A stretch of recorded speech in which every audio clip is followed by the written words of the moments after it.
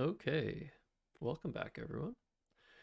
Um, so this is actually the last episode of game analysis for this group, I guess you could say. This group of games that I've retrieved from my large piano case under this table. um, and I'm gonna bring you guys another game from 2014. This game was from the late bird of the Mind Sports International Scrabble tournament in Las Vegas in August of 2014, or maybe it was July of 2014. I can check right here. It was July.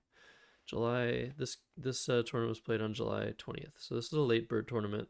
In the main event, I went 10-9 against an extremely one of the I guess probably one of the best ever top division fields in North America. We had people like I can show you guys actually.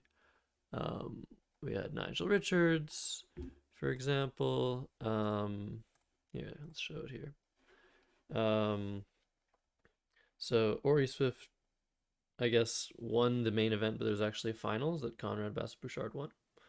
Um, so yeah, Ori, Conrad, Noah, Mike France, Nigel Richards, Sassar, Weekend was the ninth seed.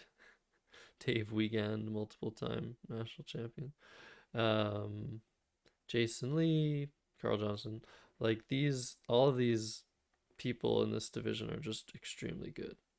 Um, and it was such a blast this tournament. And yeah, I played Nigel Richards for the first time. I won that game. That was all I needed to do. If I had lost all of my other games and beaten Nigel Richards, I would have been happy, I think. And yeah, I finished 10-9. But all those games are available on Cross Tables if you want to check them out. Except Sid, because Sid deletes every game that he appears in. Well, he doesn't delete it, but he doesn't allow it to appear. Um, doesn't allow it to appear on online, so I have to actually just like find it by writing the URL number that I have to guess. Anyways, so yeah, no, this was the late bird after the main event, and I had just gone 0-2 and 1, so I'd lost 2 out of my 5 games, and also tied my third game. And I need to find that tie because I think I probably blew the game or something. It was some insane tie, and I was extremely frustrated actually after the first 3 games because I didn't win a single game, so I was already out of the tournament, out of like my chance of coming first in the tournament, and I had 2 games to go that I really had to win. And I was playing Avery Mojica, and Avery was an up and coming player at that point. He was quite young. I think he was um, so back in 2014, I was 20. I think he was like 17 or something, maybe even younger than that. He was actually traveling with his father, and I think his maybe just his father. Um, and yeah, unfortunately, Avery passed away very, very young in, I think it was 2019. It's very tragic, a very tragic accident. Um, and yeah, he was really a prodigy of the game. But we had a really good time in this tournament in 2014. I remember going to a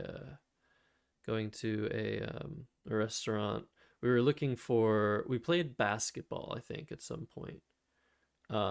Maybe this was in 2017 though, actually. Yeah, I think I'm conflating 2017 and 2014. But I had a good time with Avery in 2014 as well. In any case, okay, so let's just get to the game. Like I said, I was really frustrated. I'll show you the score sheet. You can see like it's barely legible. Um, yeah, it's very hard to tell what's going on. So give me a little bit of leeway here while I try to sort through what happened in this game. All right, Avery's first. And Avery plays Mude for 28. And I start with Evos for 94. Extremely lucky. Volaries is also available. I wonder if Volaries is any better. Um, Avery comes back with um, what? Comes back with Kaid. Kaid for 14. There you go. I play huge. I could also play Gauze here. I didn't want to open this double double. I wanted to keep my Z, but Gauze is potentially a better play. I can score well with the H next turn. Huge isn't so great. It opens a triple, and the Z isn't really getting so much better. But I really enjoyed keeping the letter Z on my rack back then a lot more than today. But yeah, Gauze is just better.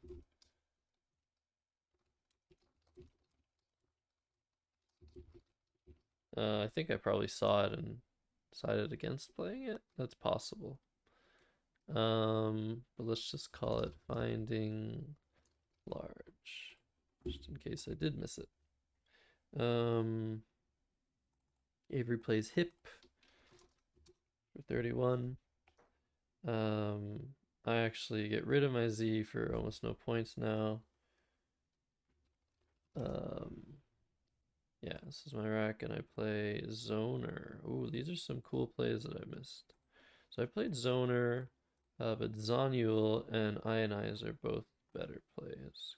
They just score way too much more. Ionize, I mean, Ionize isn't so good because it takes a lot of hooks, and it opens the board while I'm down. So like Zonial is obviously the best play here. Yeah. I don't know if I even knew the word back then. Probably did. Ionize is a lot harder to spot, but it's also not as good.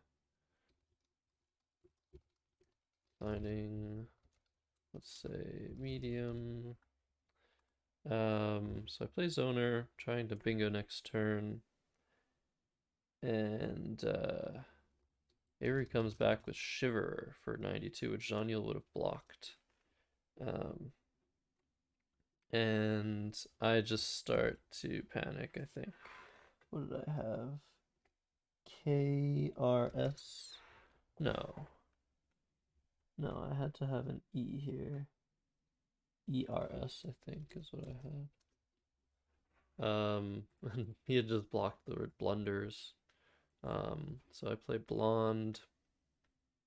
Seems fine. Avery plays quota. And this is a relatively stable game so far. We both had very big bingos. And it's just a tempo game right now. I played Kelp for 38 here. Keg for 26 is better valuation. Wow, Spelt's such a good leave. Let's see if Keg performs better than Kelp. It might, because Kelp does open a triple. Okay wasn't a word back then, so I can't play Kelp underneath. Okay was added in 2018, actually, 4 years after this particular game. Yeah, so Keg's doing really well. It leaves these floaters open. This O and this A are very important for my chances of being the I as well is good. And the G with the T is it's just not good. I want to bingo soon, and it's just not worth scoring the 38 here because my leave is so much worse. So G7 Keg. Another mistake here by me. I'll say the G sucks because it is true. Call this another medium mistake. But yeah, I remember how frustrated I was in this situation. I almost didn't play the late bird, but I just wanted to play more Scrabble, and I instantly regretted that. I was just like, why can't I just be like on the streets of Las Vegas and just having a good time with friends? But instead, I think he played Abaya here. How much is Abaya here? Yeah, 29. So Avery plays Abaya for 33, a nice 5-letter word. I draw W-I-I-O, and I can play wit and I can play wig. And at this point, it wasn't necessarily to get rid of the G, which, I mean, I knew the G was a worse tile than the T, but the reason I played wig was to stop this spot because there was an X out.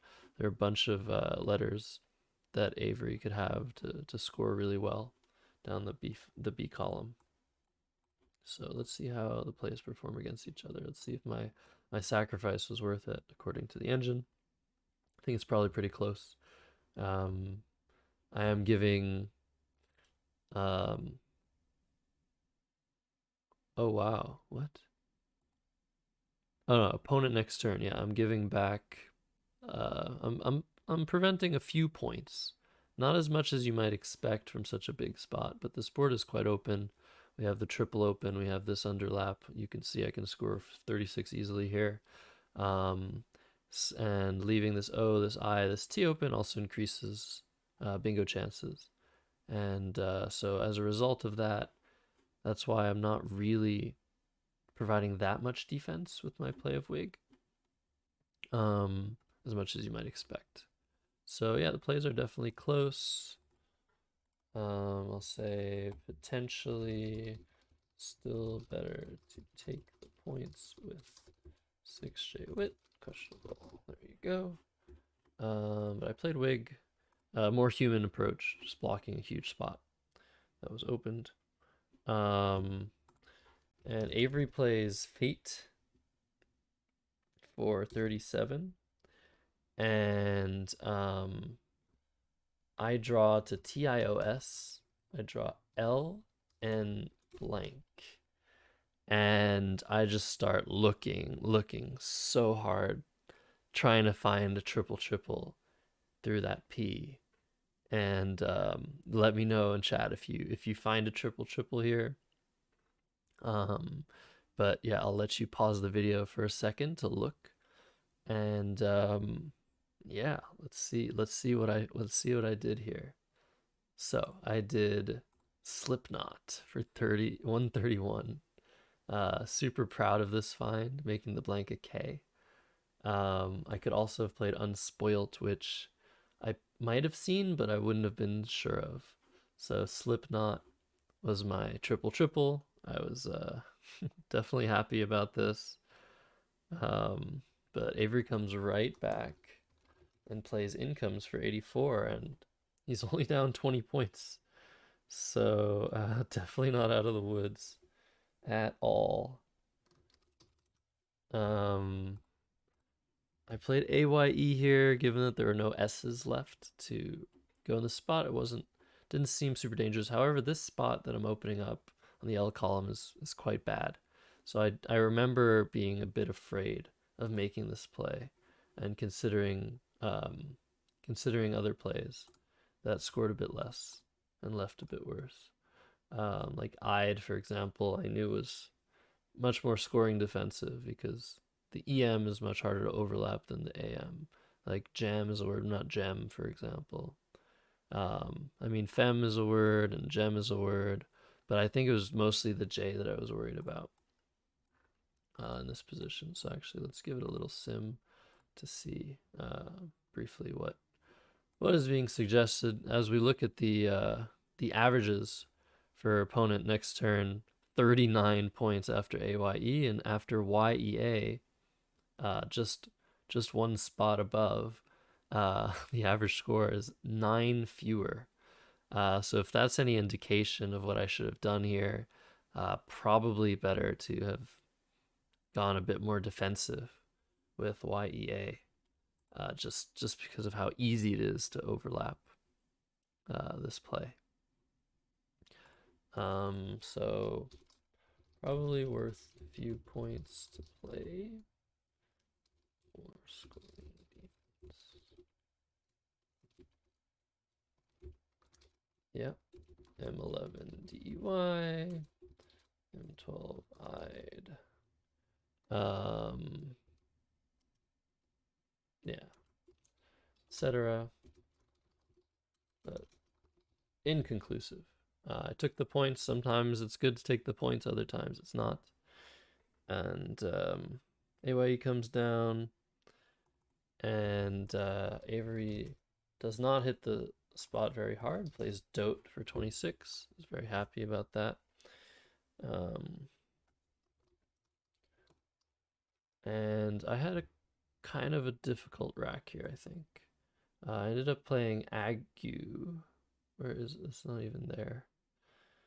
Um, I played Ague here, which is actually not even okay. It's tied with Guts in terms of valuation. Um, I knew that I had the advantage here in score. I guess I was just why didn't I play Aged? There aren't that many vowels left. This seems like quite the mistake, actually. Just looking at the unseen letters, O-O-U-I-I-A are the vowels remaining. So that's 6 vowels out of 10 tiles. So 6 vowels, 10 consonants. That's slightly consonant heavy. Um, so by playing all of my vowels, I'm putting myself in a potentially very shady situation. Um, the threats are not really bingos, as you can see. These letters, there's no E's, there's no S's. Not a lot of synergy going on, lots of duplicate triplicates. I'm not worried about um, bingos so much as I am scoring. Um, so I'm worried about something like AX and kata. I'm worried about ICAT plays with the J potentially. Just a lot of stuff can be threatened here. Um, and considering that there are 9 unseen letters in the bag and seven unseen letters on Avery's rack, if I play 4 letters here, Avery can just make a 4-letter play and not empty the bag, and the game's going to be really close a lot of those times. So this is not this can't be a good play. Aged has to be better than this play, just because even though the U is such a terrible vowel, at least it's a vowel, right? I mean, this is crazy. Let's look at some other moves here. Tag doesn't make sense. Tat could make sense. Not too thrilled about it. Guts, I mean, if the board was open, keeping a good leave might make sense, but I'm only scoring 7 points. I'll leave that in there. Teat actually is a decent option, maybe. Gat, no, I can't. Can't imagine playing something like Gat there is any good. Wigged might be okay. Gov might be okay. Um, yeah, okay, so let's look at all of these plays here. Um, yeah, something like Gat might be fine, or Gad. To take out what I was just mentioning, the AX or the even RAX, even more worrisome, like RAX in this spot. Take that out. Take out the ICAT plays as well. Um, that's very sensible. I don't need to really be playing in this spot. Of course, Avery could have something like Axon in this spot, but that's just as if not less threatening as Rax. And this keeps 2 vowels. So yeah, this was yeah, really not a fan of having made this play. I don't really know what I was thinking. I think I was just really really tilted. Maybe I saw another U in the bag and was like, I can't deal with 2 U's or something silly like that. Yeah, I mean, this is a very tough position. I do probably have the advantage, but it doesn't seem that way because of what the threats are unseen to me. When you're in this position like this, you're constantly thinking about what's the bad things that can happen, what's the worst thing that could happen, and you sort of get a little bit overwhelmed by all of the threats, and it makes you think that you're just gonna get hit really hard, and it's hard to fight that. Um, so yeah, I think playing on the 7 row makes a lot of sense. Um, yeah. So yeah, to block X plays. Okay. Rack 7K. J plays making ICAT. or even J and X plays, right? There must be some X plays too, like oxen.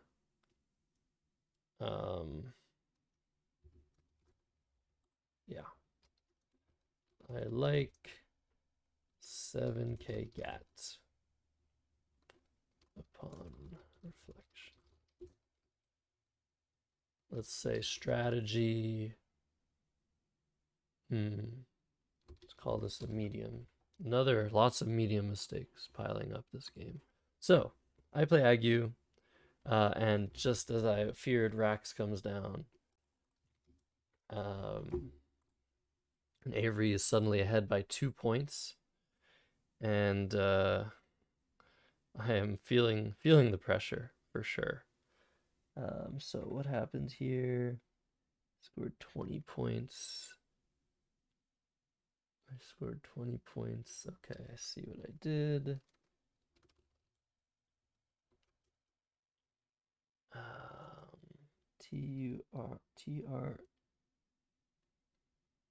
TRUN. Huh. I don't actually have my full rack. I had TD. Oh, I had a D. Yeah. Okay. I had a D. So yeah, I played fit here. It was like sort of beyond belief. Like, oh, he's gonna play something like Jin here and probably outscore me, even though I tripled and opened with a 100-point bingo. Let me save this.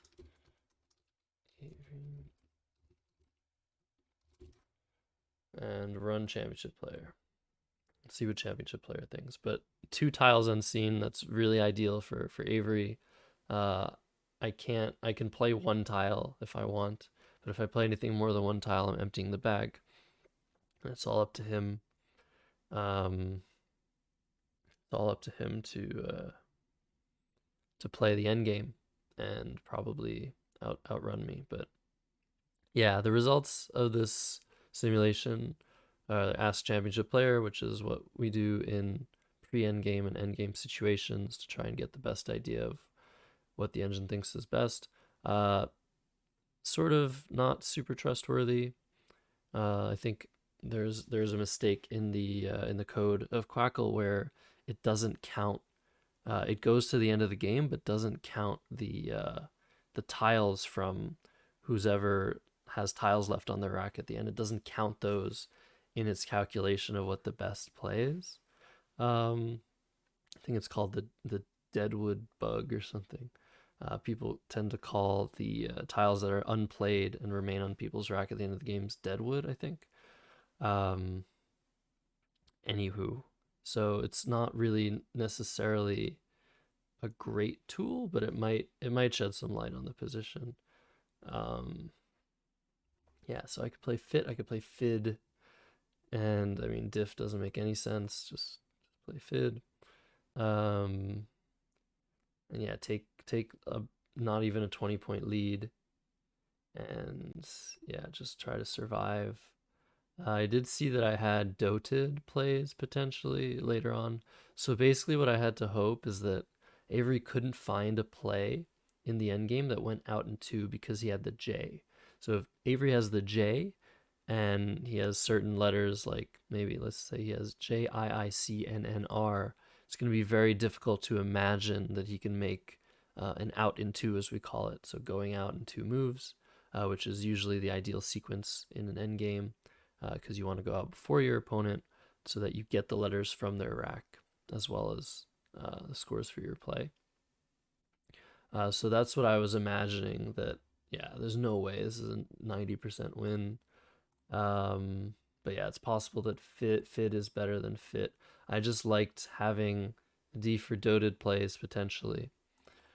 Yeah, let's say maybe fid instead, questionable. But yeah, there's absolutely no way that I'm winning 90%. I can't believe something like that. I mean, maybe it's true, but I'd have to grind it out and check a bunch of variations.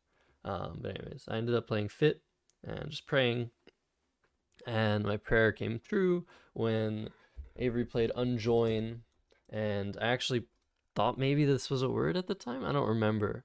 I do remember knowing that this wasn't a word, in 2015, the next year, and not remembering quite why I knew that, but this is why. He played on join, and I had no other choice but to challenge, because if it's valid, I just lose. So he played on join, challenged off. I actually need to know what his rack was, but RET.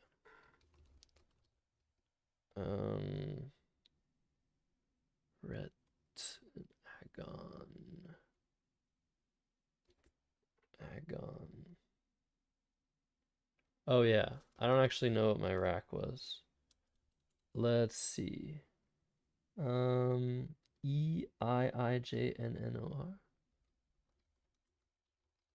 Is that possible? No, there's no E. How could there be an E? IIJNNOOR. Wait, what? I'm trying to figure out I know that I had TRUND, and I definitely had 7 letters. Yeah, I mean, my tracking is it's so convoluted. Okay, so I don't actually know what my last letter was. JOIN. So it could have been an I or an R. Anyways, I ended up playing crudes here. I wasn't sure if crudest was a word. I wasn't sure of anything. Things were really, really tense here, but I felt like I was now probably winning. Um, so Avery, I can figure out exactly what he had on this rack. But he played Jin. I couldn't really block that. I don't think crudo was a word yet. Ret, RTN. So I played, oh no, I had this entire thing, right? No. Okay, so yeah. Here I played just Ret. Yeah, best play. He can't go out. He played NOO. Where did he play that? NOO. Here, probably. Yeah. New for 12, 4, 7. No, where can you play NOO for 12? 6, 10, 12. Oh, I guess it was here. Yeah, okay. Yeah, obviously. And then I played Agon. Okay, finally got there, but yeah, crazy, crazy game. For some reason, there's a there's some math mistakes here. Oh, Jesus. I didn't catch them until now. Blonde 170, kelp 208, wig. Ah, I see what happened here.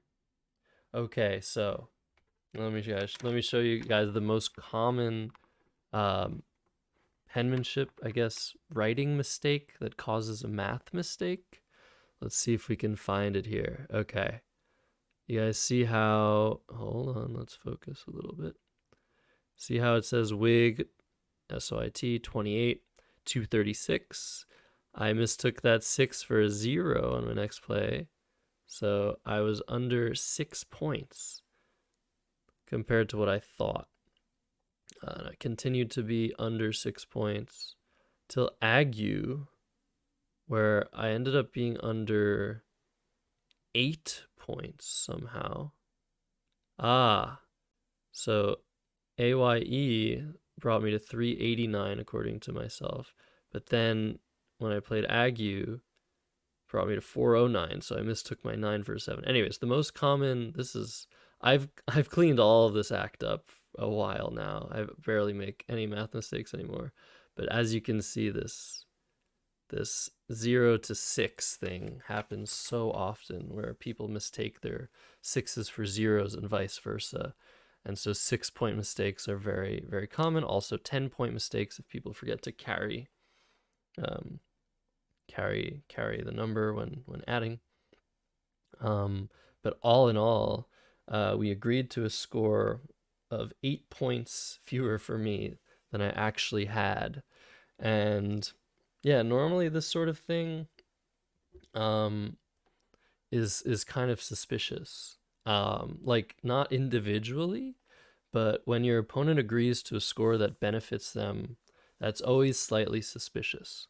Um, so I've had instances in tournaments where I've actually thought that my opponents were, as you call it, banking points, um, where they'll agree to any score that benefits them. If you're wrong about their score, but their score is higher than they have it, they'll say, yes, that's my score. And vice versa. If your announced score is lower than what they have, they'll agree to that as well. And it's very hard to catch because people do make the same sorts of mistakes. Like maybe they didn't carry, you didn't carry, um, or the same 6-0 thing happens.